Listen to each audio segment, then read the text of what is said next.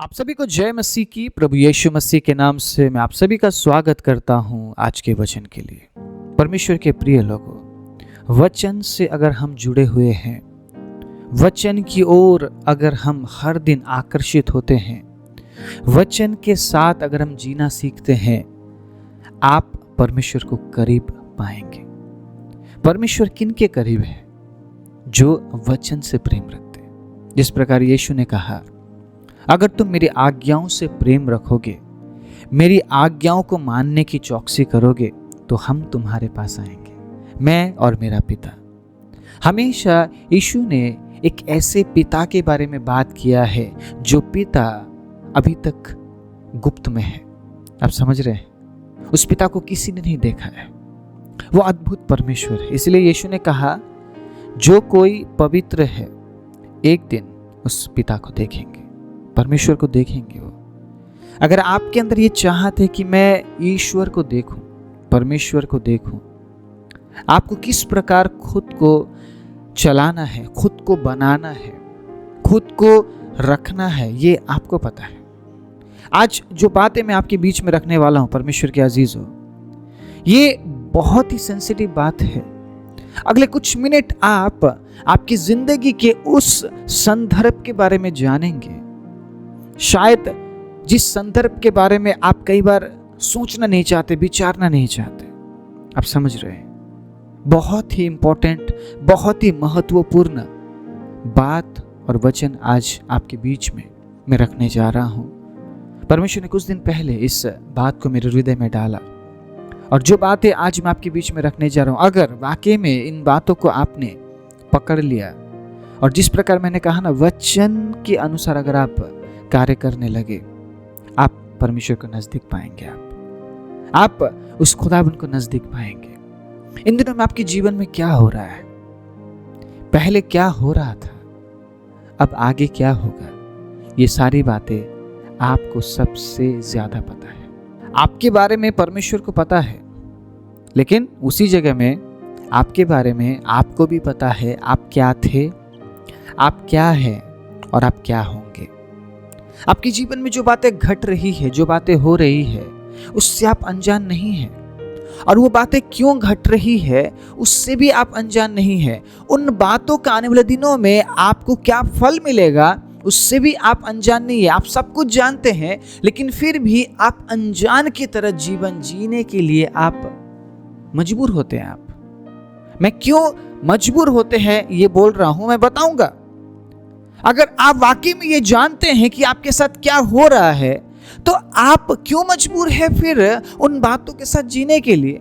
आप क्यों मजबूर है कि आप वही काम करें? आप क्यों मजबूर है कि आप बदल नहीं पा रहे हैं? आप समझ रहे मेरी बात?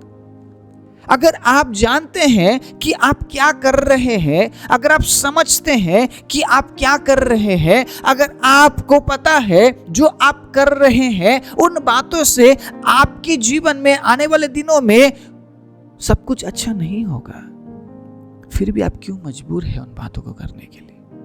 मैं एक वचन के साथ शुरुआत करना चाहूंगा। ये वचन बहुत इंपॉर्टेंट है और ये वचन हम में से हर एक के साथ बात करता है जो प्रभु में बढ़ना चाहते हैं। अगर आज आप प्रभु में बढ़ने के लिए इस वचन को सुन रहे हैं ना, आपने एक सही वचन को चुना है, क्योंकि पवित्र आत्मा आज आपसे बात करने चाह रहे हैं। Praise the Lord, hallelujah.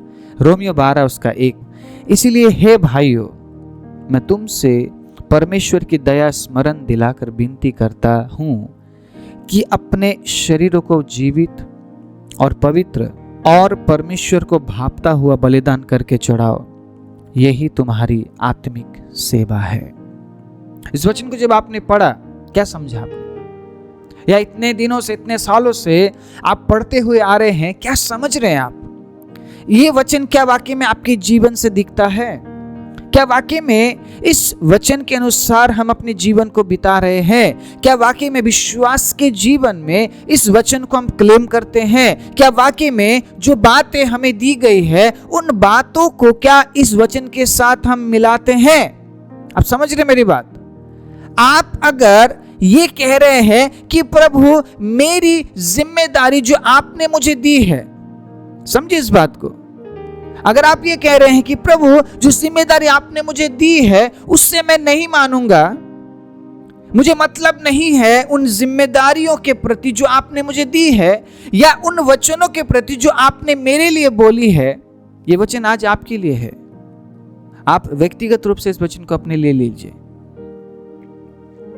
व्यक्तिगत रूप से अगर आप इस वचन को खुद के लिए नहीं ले पाते हैं तो ये वचन आपके लिए नहीं हो पाएगा। ये वचन आपके लिए बोला जा रहा है, ये वचन व्यक्तिगत रूप से मेरे लिए बोला जा रहा है।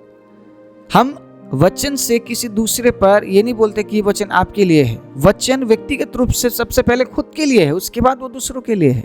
आप समझ रहे हैं? और इस वचन को सुनने के बाद अगर आप ये नहीं कहते कि वचन मेरे लिए है तो ये बातें भी आपके लिए कभी नहीं होगी। हमारा प्रॉब्लम पता क्या है? हम खुद के लिए वचन नहीं सुनते, हम दूसरों के लिए वचन सुनते हैं।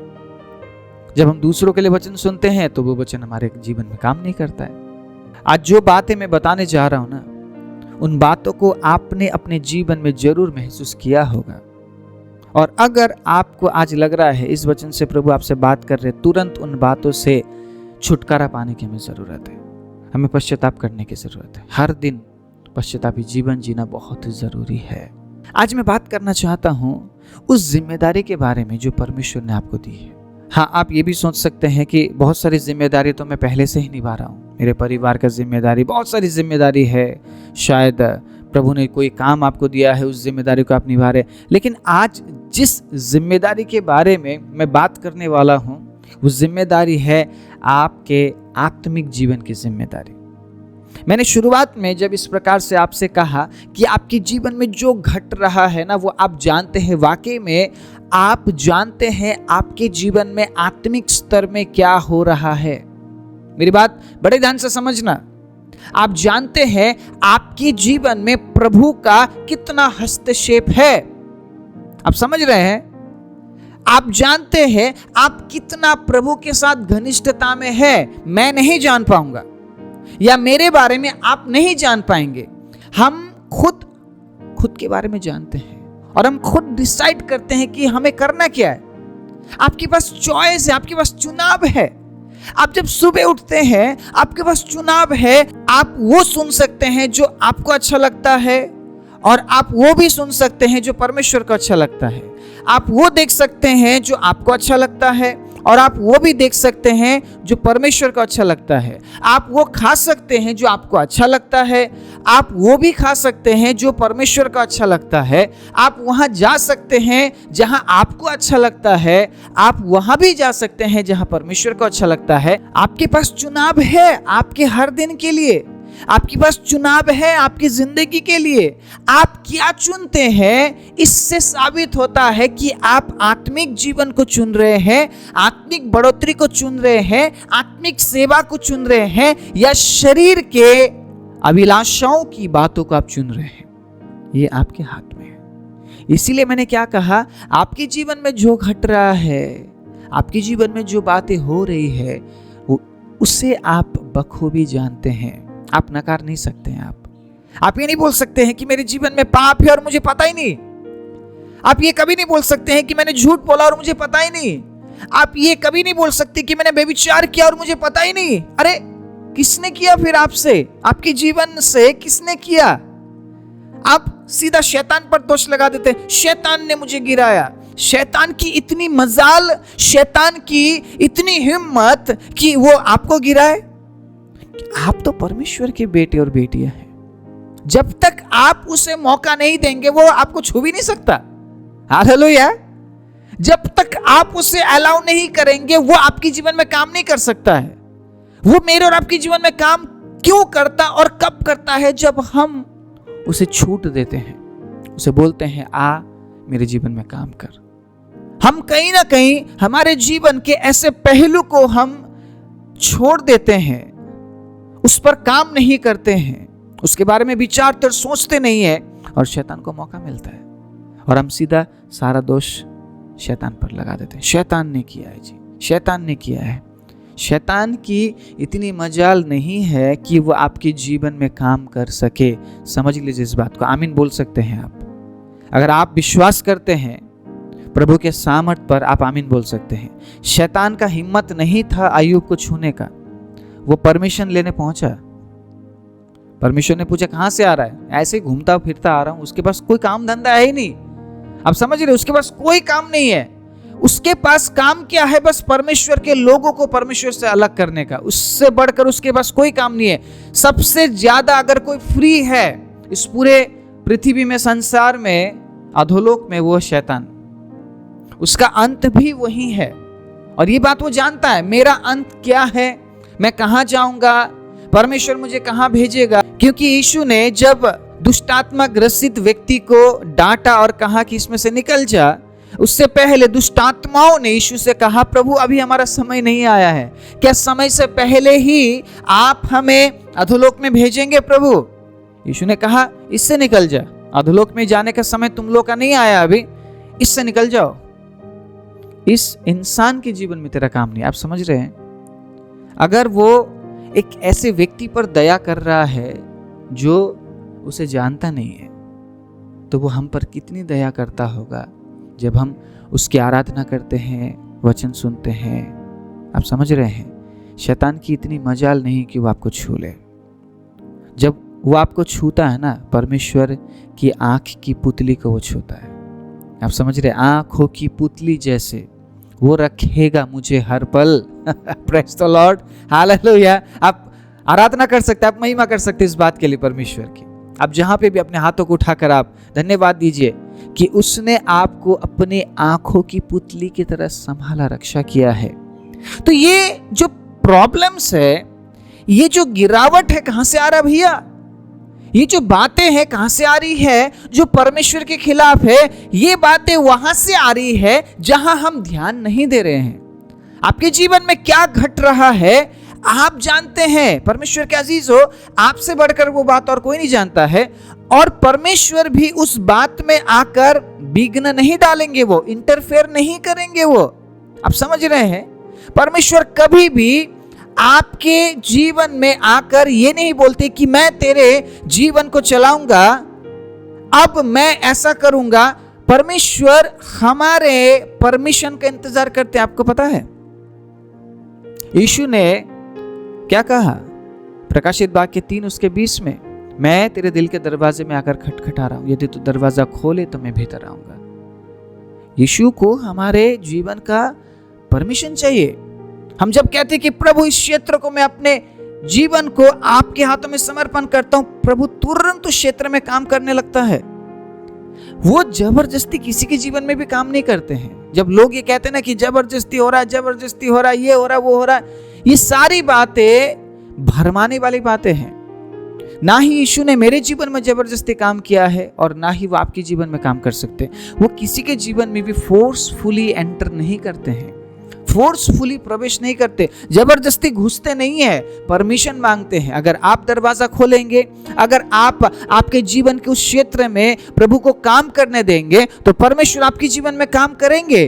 और अगर आप ध्यान नहीं दे रहे हैं कि आपके जीवन में क्या घट रहा है, आपके जीवन में क्या हो रहा है, आपके आत्मिक जीवन में क्या हो रहा है, आप जिस आत्मिक सेवकाई की बात कर रहे हैं, जिस आत्मिक सेवा की बात कर रहे हैं, रोमियो 12 उसके 1 के अनुसार, क्या वाकई में वो आत्मिक सेवा आप दे पा रहे हैं? क्या वाकई में उस आत्मिक सेवकाई के जरिए क्या आप बलिदान बनकर प्रभु की उपस्थिति में आ पा रहे हैं? आपको विचारना पड़ेगा, आपको सोचना पड़ेगा परमेश्वर के अजीजों, क्योंकि अब चुपचाप बैठने का समय नहीं है, अब शैतान को अवसर देने का समय नहीं है, अब ये सोचने का, ये विचारने का और उन बातों पर काम करने का समय है जिन बातों में हम कमजोर थे, या जिन बातों में हम कमजोर है, या जिन बातों में आपको ऐसा लग रहा है कि मैं भविष्य में भी कमजोर ही रहूंगा। उन बातों के प्रति अभी आपको जागरूक होने की जरूरत है और विचारने की जरूरत है, देखने की जरूरत है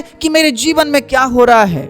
अगर आप अनजान की तरह बैठे रहेंगे, आपके जीवन में कुछ भी हो रहा होगा और आपको कोई मतलब नहीं है। आप क्या बोलेंगे? कल बदल जाएगा, परसों बदल जाएगा, हाँ उसके अगले दिन बदल जाएगा, हाँ शायद अगले साल बदल जाएगा। साल बदलेगा, दिन बदलेंगे, लेकिन आपका हालात कभी नहीं बदलेगा, क्योंकि आप उस हालात के प्रति जागरूक नहीं है। आप समझ रहे हैं? आज मैं बात कर रहा हूं आपके आत्मिक जिम्मेदारी के बारे में। आत्मिक जिम्मेदारी का मतलब आप समझ रहे हैं? आत्मिक जिम्मेदारी वो जिम्मेदारी है जिसमें आप आपके आत्मा के बारे में सोचते हैं, आपके शरीर के बारे में नहीं, आपके आत्मा के बारे में। क्योंकि जो आपका आत्मा है आपके शरीर से कीमती है। आपका शरीर कुछ समय के लिए है, कुछ सालों के लिए, लेकिन आपका आत्मा अनंत है। जब आप आपके आत्मा के बारे में सोचते हैं, आत्मा के बारे में बोलते हैं, आत्मा के बारे में जब आप प्रयत्न और यत्न करते हैं, आप मेहनत करते हैं, आप तकलीफों को उठाते हैं, आप दुख उठाते हैं, आप बहुत कुछ सहते हैं, तो आप आपके आत्मा के बारे में जानते हैं कि आपका आत्मा 1000 साल के लिए नरक में डाला जा सकता है। लेकिन अभी अगर आपने विचारते हुए आपके जीवन में ऐसा कुछ आप काम करने लगे जिससे आपकी आत्मिक सेवा सुधर जाए, जिससे आपकी आत्मिक सेवा परमेश्वर ग्रहण करने लगे, जिससे आप आत्मिक रूप से मजबूत हो जाए, इसका मतलब आप जानते हैं आपका आत्मा कितना कीमती है। और आपका आत्मा परमेश्वर चाहता है ताकि अनंत काल के राज्य के लिए वो आपको अपने पास रखे। यहां पर एक बहुत बड़ी खींचातानी है, आपको पता है। परमेश्वर हमें अनंत जीवन की ओर खींचता है, शैतान हमें नरक की ओर खींचता है। यहां बहुत बड़ा एक खींचतानी चल रहा है, लेकिन उस बीच में आप क्या कर रहे हैं? आप किसकी ओर हैं? आप किन बातों की ओर हैं? मैंने क्यों आज आपको उत्साहित किया है आपके जीवन के बारे में आपको सोचना पड़ेगा बोलकर, क्योंकि कई बार हम लापरवाह बन गए। कोई भी आकर आपको ये नहीं बोलेगा भाइयों या बहनों बाइबल पढ़ो। कोई बोलेगा क्या? कोई बोलेगा? आप चर्च संडे एक दिन जाते हैं, आप कलीसिया में आप एक दिन जाते हैं, उसके बाद आपका पर्सनल लाइफ है, आप समझ रहे हैं। उसके बाद जीवन आपका व्यक्तिगत बन जाता है। बस एक दिन या 2 दिन हम भीड़ के बीच में आते हैं, हम बहुत कुछ बोलते हैं, हम बहुत कुछ दिखाते हैं कि मैं ऐसा करता हूँ, मैं आत्मिक हूँ, लेकिन उसके बाद एक प्राइवेट लाइफ हम जीने लग जाते हैं। उस प्राइवेट लाइफ में आप क्या कर रहे हैं? आप कितना आपके आत्मा के बारे में सोचते हैं? आप कितना आपके आत्मिक जिम्मेदारियों के बारे में सोचते हैं? आत्मिक रूप से बढ़ने का मतलब क्या है? प्रभु में बढ़ना, आत्मा में बढ़ना, आत्मा के बारे में सोचना। और जो व्यक्ति आत्मा के बारे में सोचता है वो बाइबल पढ़ेगा। जो व्यक्ति आत्मा के बारे में सोचता है वो प्रार्थना करेगा। जो व्यक्ति आत्मा के बारे में सोचता है वो उपवास करेगा। जो व्यक्ति आत्मा के बारे में सोचता है वो परमेश्वर के संग रहने की कोशिश करेगा। जो व्यक्ति आत्मा के बारे में सोचता है वो पाप से दूर रहेगा। जो व्यक्ति आत्मा के बारे में सोचता है वो आत्मा के बढ़ोतरी के बारे में जो करना है वो करेगा। आप समझ रहे हैं? उसके लिए ये मतलब नहीं है कि मैं शरीर में हूं और मुझे शरीर की ही लालसाएं और जरूरतें पूरी करनी पड़ेगी, क्योंकि वो जानता है शरीर तो शायद 60, 70, 80 साल के लिए है, लेकिन मेरा आत्मा अमर है। मेरा आत्मा 1000 साल के लिए है। जो आपके अंदर है वो आपके बाहर से कीमती है। परमेश्वर के प्रिय लोगों, उस आत्मा के बारे में अब हमें सोचना पड़ेगा। उस आत्मा के बारे में अब हमें विचारना पड़ेगा। जागिए, जिम्मेदारी आपके सामने है। अगर उन जिम्मेदारियों को आप निभाएंगे, आप आत्मिक जीवन में बढ़ेंगे। आपका आत्मिक सेवा बलिदान से शुरुआत होता है। आप समझ रहे हैं? जीवित, पवित्र और भापता हुआ बलिदान। ये 3 बातें अगर आपने अपने दिमाग में रख ली कि मैं बलिदान हूं परमेश्वर के लिए। सबसे पहला जीवित, उसके बाद पवित्र, जिंदा बलिदान चाह रहा है वो। आप समझ रहे हैं? मरा हुआ बलिदान नहीं, जिंदा बलिदान। आपको जीवित रहकर प्रभु के लिए जीना पड़ेगा। हालेलुया। और प्रभु के लिए जीना मतलब ही बलिदान है। और जब आप प्रभु के लिए जीते हैं तो आपको पवित्र रहना पड़ेगा। हालेलुया। और पवित्र होना ही काफी नहीं है, ऐसा बलिदान बनना पड़ेगा जिस बलिदान से परमेश्वर खुश हो। भापता हुआ, परमेश्वर को प्रसन्न करने वाला जीवन हमें जीना पड़ेगा। हालेलुया। जीवित, पवित्र और भापता हुआ बलिदान, यही हमारी आत्मिक सेवा है। अगर आप आपके आत्मिक जिम्मेदारी के बारे में सोचते विचारते हैं, तभी तो आप संगति में जाएंगे। आप बहुत से लोग, उन्हें मतलब नहीं है संगति क्या है, क्यों जाना है। हमेशा वही वचन सुनते हैं, वही गीत गाते हैं। अरे आपकी आत्मिक जिम्मेदारी वही है। आप समझ रहे हैं? आप जब हर दिन जॉब के लिए जा सकते हैं, आप जब हर दिन खाना खा सकते हैं, आप एक ही काम को बार बार दोहराते आपके जीवन में। मैं सही बोल रहा हूं? कितने सालों से आप उस काम को दोहराते आए हैं। कभी आप थके हैं, कभी आप परेशान हुए हैं, लेकिन जब हम कलीसिया की बात करते हैं, हम संगति की बात करते हैं, हम वचन की बात करते हैं, हम थक जाते हैं। हम कहते चल ना, आज नहीं सुनूंगा, हर दिन तो सुनता हूं। लेकिन आप शरीर के लिए ऐसा बोलते हैं? नहीं बोलते। एक ही काम आप बार बार करते हैं, लेकिन उस काम को दोबारा करने में आपको मजा आता है, उस काम को फिर तीसरी बार करने में भी आपको मजा आता है। और इतने साल से कितने बार आपने उस काम को दोहराया है, लेकिन फिर भी आज भी आप उन कामों को करते और आनंदित होते हैं, क्योंकि आप शरीर के लिए जी रहे हैं। आपको आपके आत्मा के बारे में मतलब नहीं है। उसी प्रकार आपके आत्मा के लिए भी बार बार वचन पढ़ना पड़ेगा, बार बार आराधना करना पड़ेगा, बार बार संगति में जाना पड़ेगा, बार बार उपवास रखना पड़ेगा, प्रार्थना में बैठना पड़ेगा। वो है आपकी आत्मिक जिम्मेदारी। आपकी आत्मिक जिम्मेदारियों से बहुत सी बातें जुड़ी हुई है। अनंत जीवन की बातें जुड़ी हुई है, परमेश्वर की इच्छा की बातें जुड़ी हुई है, प्रभु को प्रसन्न करने वाली बातें जुड़ी हुई है। इसलिए अगर आप आपके आत्मिक जीवन को आप हल्के में ले रहे हैं, आपके जीवन में जो भी हो रहा है उन बातों को अगर आप नकार रहे हैं और आप ये कह रहे हैं कि मैं सही हूं, आप आत्मिक जीवन में कमजोर है, ये देखते हुए भी अगर आप ये कह रहे हैं कि ठीक है, कोई बात नहीं, चलता है, आप ये देख रहे हैं कि आप वचन नहीं पढ़ रहे, आप वचन के लिए समय नहीं दे रहे, आप ना ही आप सुनने में, ना ही पढ़ने में, कहीं पे भी आप समय नहीं दे रहे, आप सीरियस नहीं है परमेश्वर के वचन को लेकर, फिर भी अगर आप कह रहे हैं कि जो भी है सही है, ये बहुत भयानक बात है, डेंजरस है।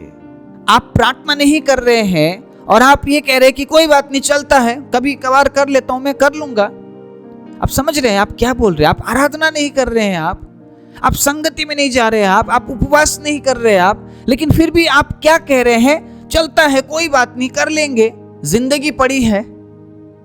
आप आपके आत्मिक जीवन के साथ खिलवाड़ कर रहे हैं। जो जिम्मेदारी आपको दी गई है, आप नहीं निभा रहे उस जिम्मेदारी को। और जब लोग जिम्मेदारी नहीं निभाते हैं, उससे वो जिम्मेदारी ले ली जाती है और उसे दे दी जाती है जो निभाने के लिए तैयार है। परमेश्वर के अजीजों, जो जीवन, जो समय, जो हालात प्रभु ने हमें दी है, उसका आदर करना भी सीखना पड़ेगा। और जो जिम्मेदारी हमें दी है, उस जिम्मेदारी को विश्वास योग्यता से हमें निभाना पड़ेगा। आज इस वचन से प्रभु ने कितने लोगों से बात किया मुझे नहीं पता, लेकिन अगर आपको ऐसा लगता है कि प्रभु ने आपसे बात किया है, आपके जीवन में आज कुछ आपने महसूस किया, प्रभु की उपस्थिति को, प्रभु के शिक्षा को, प्रभु के उस आज्ञा को अगर आपने महसूस किया, आपके जीवन में उतरते हुए अगर आपने महसूस किया, परमेश्वर के अजीजों, इस वचन को बांटिए, इस वचन को शेयर कीजिए, इस वचन को जितना हो सके आप शेयर कीजिए, क्योंकि जब आप इस वचन को शेयर करेंगे, बहुत से ऐसे लोग हैं जो अपने आत्मिक जिम्मेदारी के प्रति बिल्कुल बेफिक्र बैठे हुए हैं। उनको ऐसा लगता है जो कुछ हो रहा है होने दो, कोई बात नहीं, चलता है, देख लेंगे आगे, जिंदगी पड़ी है। उन तक ये वचन पहुंचने दीजिए ताकि वो जान जाए परमेश्वर इतना बेफिक्र नहीं है हमारे आत्मिक जीवन के लिए। वो बेफिक्र नहीं है, वो चिंतित है, वो चिंतित है हमारे आत्मा के लिए, क्योंकि एक बहुत बड़ी खींचतानी चल रही है। शैतान जी जान से लगा हुआ है हमें परमेश्वर से अलग करने के लिए, लेकिन परमेश्वर ऐसा होने नहीं देंगे। हालेलुया। क्योंकि अगर आपने आपकी आत्मिक जिम्मेदारी को समझ ली, उस जिम्मेदारी के अनुसार अगर आप हर काम को समय पर और बखूबी विश्वास योग्यता से आप निभाने लगे, परमेश्वर के अजीजों, इन दिनों में आप आत्मिक जीवन में खुद को बढ़ता हुआ आप पाएंगे और प्रभु में आप इस प्रकार तेजी से आप बढ़ेंगे। आपके जीवन को आप देखेंगे, आप समझ रहे हैं, सबसे पहले हमें खुद को बचाने की जरूरत है, उसके बाद हम दूसरों को बचाएंगे। इसलिए जब तक हम खुद को बचा हुआ महसूस ना करें, खुद में ही वो कॉन्फिडेंट हम महसूस ना करें, खुद में ही अगर वो विश्वास हम महसूस ना करें, आज़ादी ना महसूस करें, छुटकारा ना महसूस करें, तो हम दूसरों को किस प्रकार से प्रभु के बारे में सुनाएंगे और बताएंगे। इसलिए दिनों में आपकी आत्मिक जिम्मेदारी के बारे में सोचिए, विचारिए, आपके जीवन में जो हो रहा है उन बातों को पहचानिए। कहाँ पे आप आत्मिक रूप में आप घट रहे हैं, क्यों घट रहे हैं, कैसे घट रहे हैं, उन बातों को जानिए परमेश्वर के अजीजों। जब तक उन बातों को आप समझेंगे नहीं, जानेंगे नहीं, आप उन बातों से छुटकारा प्राप्त नहीं कर पाएंगे, आप उन बातों से निकल नहीं पाएंगे। इसीलिए आज का वचन हमें याद दिलाता है एक जिम्मेदारी, एक आत्मिक सेवा हमें दी गई है, लेकिन क्या वाकई में वो आत्मिक सेवा हम निभा रहे हैं? क्या हम वाकई में आत्मिक सेवा हम कर रहे हैं? बहुत से लोग सेवा कर रहे हैं इन दिनों में, लेकिन वो आत्मिक सेवा नहीं है। वो पेट की सेवा है, उनके चाहतों की सेवा है। आत्मिक सेवा बलिदान से शुरू होता है, जीवित, पवित्र और भावता हुआ बलिदान। इन 3 बातों को अगर आपने अपने दिमाग में रखा, इन वचनों को अगर आपने प्रेम करना शुरू किया, इन वचनों के अनुसार अगर आप अपने जीवन में चलना शुरू करते हैं, परमेश्वर के अजीजों, उस जिम्मेदारी को आप निभा पाएंगे जिस जिम्मेदारी को परमेश्वर ने आपको सौंपी है। और वो जानता है आप कौन है। आप जिम्मेदारी निभा पाएंगे या नहीं निभा पाएंगे ये भी वो जानते हैं, लेकिन फिर भी वो हमें मौका देते हैं। उस मौके का गलत उपयोग नहीं करना है, उस मौके का फ़ायदा उठाना है और हमारे जिम्मेदारियों के बारे में हमें जागरूक होना है। उन तमाम जिम्मेदारियों को निभाते हुए आत्मिक सेवा हम करते रहे, यही परमेश्वर की इच्छा है और यही आज मेरी प्रार्थना है आप सभी के लिए। आइए अपनी आंखों को बंद करें। सर्वशक्तिमान जीव दयालु परमेश्वर, प्रभु आप अपने वचन से स्पष्ट रूप से हमसे बात करते हैं पिता। आज जो बातें हमने सुनी है प्रभु, सच में उन बातों को हम अपने जीवन में देखते हैं पिता, लेकिन कई बार हम नज़रअंदाज कर देते हैं प्रभु। हम ये सोचते हैं कल ठीक हो जाएगा, परसों ठीक हो जाएगा, लेकिन नहीं। हमें आत्मिक सेवा दी गई है, हमें जिम्मेदारी सौंपी गई है प्रभु। उस जिम्मेदारी को बखूबी निभाने के लिए और आत्मिक सेवा करते हुए आगे बढ़ने के लिए प्रभु आप सहायता और मदद कीजिए। वचन सुनने वाले तमाम भाई और बहनों पर प्रभु मैं आपके अनुग्रह को ढेलता हूँ। सारी महिमा, आदर, इज्जत, जलाल, प्रशंसा मैं आपके नाम को देते हुए प्रार्थना प्रभु यीशु के नाम से मांगते हैं, आमीन।